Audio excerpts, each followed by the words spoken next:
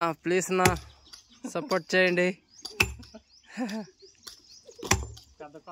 పెద్ద కోత వేస్తున్నాము చూడండి అన్న.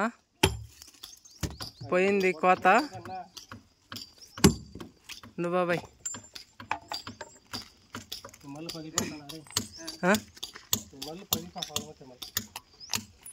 దాన్నే పెడతానవా? అడ్డమాలు పెట్టి నా చూడండి ఎగ్గు కొడుతున్నాడు. బాబాయ్ కొద్దిగా సైడ్ రా.